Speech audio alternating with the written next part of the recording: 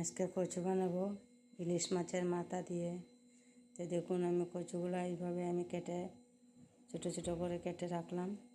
আর এদিকে কড়াই বসাইয়ে দিলাম, আর একটা কড়াইয়ে আমি ইলিশের মাথা ভেজে নিচ্ছি, আপনাদের সাথে শেয়ার করছি না। তো দেখে নেবেন আমি কীভাবে করব, ভিডিওটা স্কিপ করবেন না, দেখে নিন।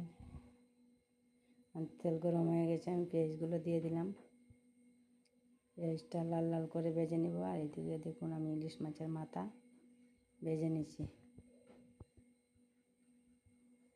দেখুন এভাবে আমি ইলিশ মাছের মাথাটা ভেজে নিলাম।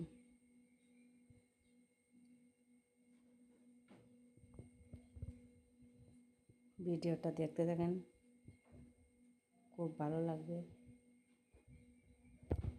তো দেখুন আমি পেঁয়াজগুলো কড়াইতে দিয়ে আমি লাল লাল করে ভেজে নিব।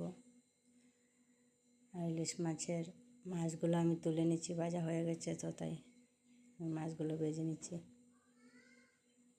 পেঁয়াজটা নেড়ে চেড়ে দিতে লাগে, জ্বলে যাবে, তো তাই লাল লাল করে ভেজে নিব। আমি কচুগুলো আগে থেকে সিদ্ধ করে নিই। আমাদের এখানের কচু খুব ভালো, গলায় চুলকানি হয় না, আমি একসঙ্গে দিয়ে দিই। দেখুন খুব সুন্দর হয়েছে ভাজা।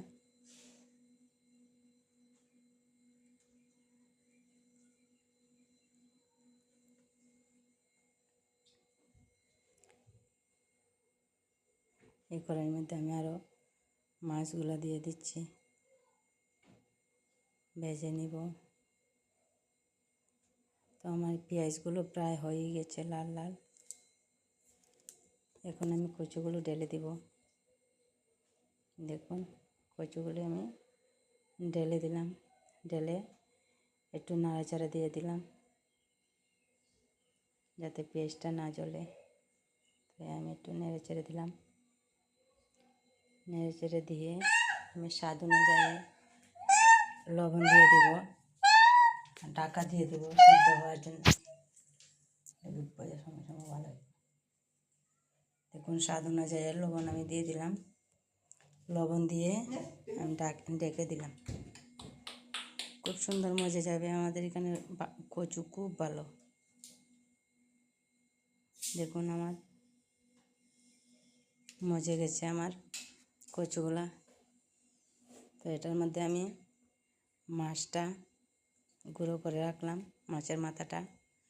এটার মধ্যে আমি হলুদ দিব। দেখুন হলুদ দিয়ে দিলাম, আর লঙ্কার গুঁড়ো দিয়ে দিব। কাঁচামরিচ দিইনি, তো তাই আমি গুঁড়ো লঙ্কা দিয়ে দিব। তো আমি লঙ্কার গুঁড়ো দিয়ে দিলাম, অল্প জিরে দিয়ে দিব।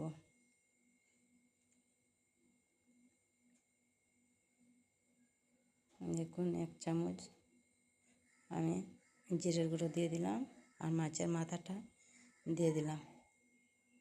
এখন দিয়ে ভালো করে আমি ভেজে নাড়াচাড়া করতে থাকবো যতক্ষণ পর্যন্ত কচুর জলটা না শুকিয়ে যাবে, ততক্ষণ পর্যন্ত আমি নেড়ে চেড়ে নিব।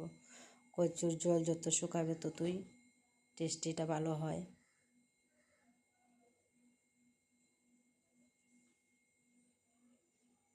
দেখুন খুব সুন্দর করে মজে গেছে। আর বেশি সময় লাগবে না, আমার কচু রান্না হয়ে যাবে।